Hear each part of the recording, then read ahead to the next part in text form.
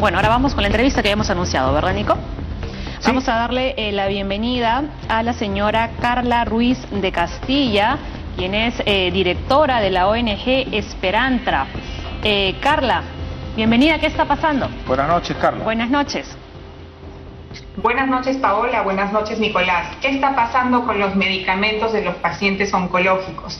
Lo que está pasando es que si un paciente tiene una enfermedad para la cual su medicamento se encuentra en el PENUME, el Petitorio Único de Medicamentos Esenciales, tiene acceso relativamente fácil a la medicina. Sin embargo, si tiene la mala suerte de tener un medicamento de alto costo, que no está en el PENUME, les quiero comentar que desde el 2017 estos listados no vienen siendo actualizados y aún en 2017 se actualizaron terapias que 20 años antes estuvieron a disposición de los pacientes en Estados Unidos o en Europa. Entonces en Perú estamos teniendo un retraso en tener medicinas innovadoras para los pacientes con cáncer y para los pacientes con cáncer avanzado. Por ejemplo, en cáncer de mama, en 2017 se aprueba el trastuzumab, que es una medicina que se usaba 20 años antes ya en Estados Unidos y que obviamente tenía muy buenos resultados con las pacientes.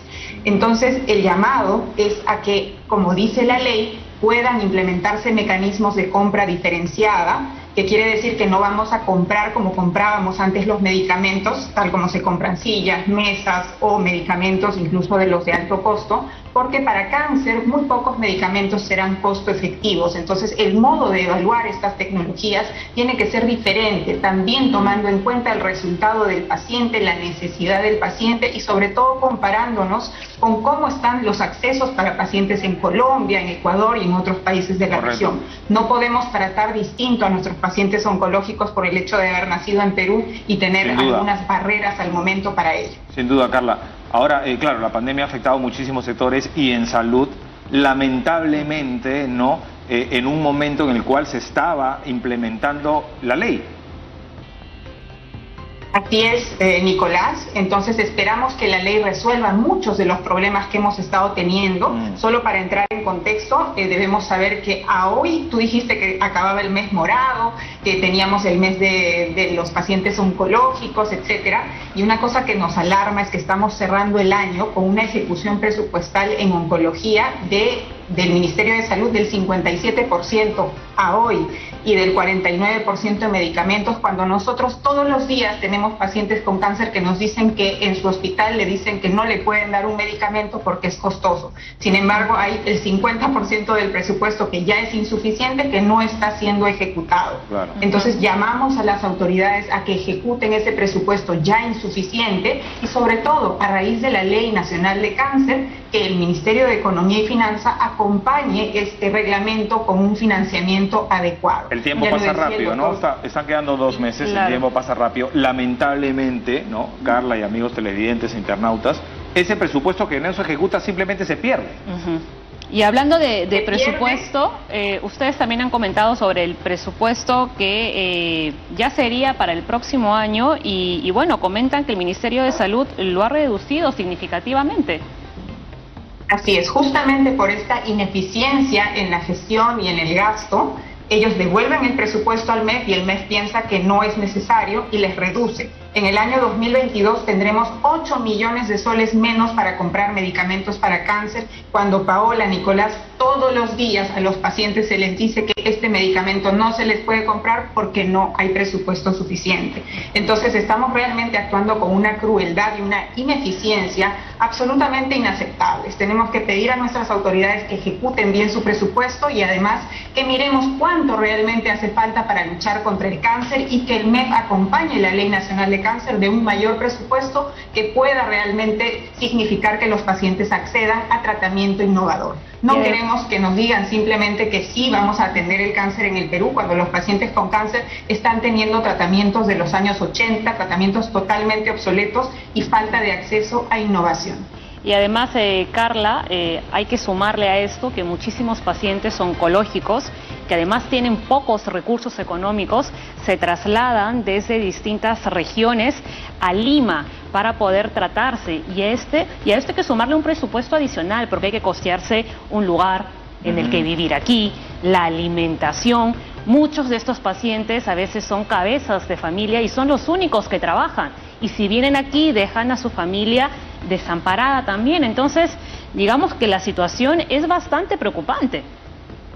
Es un drama, Paola, tú lo has dicho, además de tener la desgracia de tener un cáncer, un diagnóstico tan complicado, ellos tienen que venir en muchos casos a Lima para poder tener un diagnóstico o a Lima para tener un tratamiento con oncólogos que tengan experiencia o que tengan un centro de salud mejor preparado. La ley nos habla de la descentralización de los servicios de salud, entonces no quiero solo hablar de medicamentos, el paciente necesita que los centros de salud funcionen a nivel nacional, donde está el paciente, ¿no? Y que estos centros de salud tengan la misma calidad que se tiene en Lima, el mismo acceso a oncólogos, a infraestructura y por supuesto a medicamentos innovadores, que es lo que se necesita para poder abordar realmente el cáncer. ¿Podría ahondar en este tema de las compras diferenciadas? Porque creo que aquí está el meollo del asunto, ¿no? Antes tradicionalmente se compraban los mismos medicamentos, ahora están llegando diferentes, pero a la vez tienen muchísimo tiempo. De pronto la tecnología también ayuda a luchar quizá de manera más costosa contra el cáncer, pero más eficiente. Así es, Nicolás. Entonces tenemos que siempre recordar para quién estamos trabajando. El sistema de salud tiene que atender a los pacientes con la mejor tecnología disponible, con el presupuesto necesario. Si estamos declarando que hay una ley que indica que va a haber un tratamiento integral para los pacientes, lo que tenemos que hacer es acompañar esta ley con un presupuesto suficiente para luchar contra el cáncer. Y se habla sobre todo de tratamientos, porque como tú has dicho, es el meollo del asunto. Ningún paciente quiere ser tratado con quimioterapias de los años 80, cuando de repente van a tener muchas molestias y se van a morir muy pronto. Si hay tratamiento innovador que puede alargar la sobrevida, puede mejorar la calidad del paciente, la calidad de vida del paciente, ¿por qué no tenemos acceso en Perú si en países vecinos hace tiempo tenemos acceso? Esto de las compras, de los mecanismos de compra diferenciada, funcionan actualmente en Uruguay, en Italia, en México, en Alemania, en muchos países. Entonces se puede comprar a través de Cenares, por ejemplo, compras conjuntas que obviamente van a abaratar costos. Hay otros mecanismos que son los mecanismos de riesgo compartido, donde el Estado solo pagaría en los pacientes que está funcionando la terapia, y muchas otras tecnologías, muchas otras modalidades que pueden hacer que el Estado cuide su bolsillo, pero que también al mismo tiempo brindemos acceso temprano, oportuno e innovador a los pacientes. Ahora, ¿y qué parte del presupuesto está yendo a la prevención? Que también es fundamental, ¿no? Claro. Prevención, detección.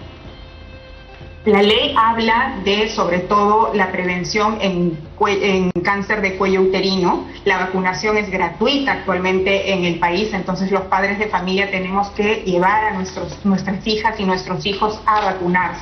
Está bien que tuvimos la pandemia, hubo una interrupción por todo esto, pero debemos averiguar, informarnos. Esta vacuna puede prevenir el cáncer en nuestros hijos en general. Entonces, elijamos prevención, elijamos también la vacuna contra la hepatitis, que puede prevenir el cáncer de hígado, y hablar también de estilos de vida saludable hará falta. Creo que nosotros como usuarios tenemos una responsabilidad de acudir al médico al menos una vez al año, aunque no nos duela nada, para hacer un despistaje, para hacer un chequeo preventivo, porque hasta el 40% de los cánceres es prevenible. Y algunos cánceres son totalmente prevenibles, como los que he mencionado, cáncer de hígado o cáncer de cuello uterino, por ejemplo. Claro, cuando hablamos de la prevención del cáncer de cuello uterino, te refieres a la vacuna contra el virus de papiloma humano. Efectivamente, la vacuna del virus de papiloma humano, que es responsable casi del 99% de casos de cáncer de cuello uterino y de otras partes, no solamente de cáncer de cuello uterino. Ahora, una reflexión final, Carla, porque la ley acaba de ser promulgada. Cuando yo me refería sobre la norma es meses de trabajo, ¿no? Y parece que aquí hasta que no se firma, no se ejecuta, ¿no? Y para ejecutar se toman el tiempo. Y a veces lo que hemos vivido en los últimos meses, años recientes, mucha crisis política, nos retrasa, ¿no? Lamentablemente también en ese propósito. Así es, Nicolás. Sin reglamento, evidentemente, no hay ley, no habrán beneficiarios, pero muy importante es que ese reglamento contemple la voz y el voto de la sociedad civil, de los pacientes. No hagamos cosas para los pacientes sin involucrarlos, sin darles en realidad el peso que merecen. Una última consulta muy breve. ¿Cómo hay una brecha entre lo público y lo privado en ese asunto, en ese sentido, ¿no? En el sentido de la lucha contra el cáncer? ¿O el sector público se está, digamos, acercando a lo que el privado pueda otorgar? Mira, el sector privado normalmente debería resolver o tener mucho más acceso, pero últimamente hemos recibido incluso quejas del sector privado porque no están aprobando tratamientos, porque dicen que no tienen, digamos, la sobrevida global, que sería cuando acaba el ensayo clínico, cuando se muere el último paciente que están estudiando para esta tecnología. Sin embargo, son tecnologías que ya están disponibles en Estados Unidos, en Europa, y que tienen óptimos resultados. Entonces, aún teniendo un seguro privado, igualmente los pacientes en Perú están teniendo esa barrera de acceso. Y al final eso da muchísima pena y mucha impotencia, porque si uno contrata un seguro privado que es muy costoso, al final de cuentas cuando tiene cáncer le resultan diciendo que no le pueden brindar el tratamiento porque falta esto o falta lo otro. Entonces ahí el llamado a mirar bien las pólizas, mirar y poder informarse bien de qué cosa específicamente cubre la póliza de seguro. Clave esto último que nos acabas de comentar, Carla. Bueno, muchísimas gracias por esta entrevista y por habernos aclarado mejor este panorama en cuanto a los medicamentos y tratamientos para el cáncer aquí en el Perú. Carla nos comentaba mucho sobre estos medicamentos, pero voy a decir así, entre comillas, nuevos. Decimos aquí en nuestro país, o sea, nuevos que están ingresando, pero ya tenían años en otros países que ya se estaban utilizando. Correcto. Gracias a Carla Ruiz de Castilla por esta conversación.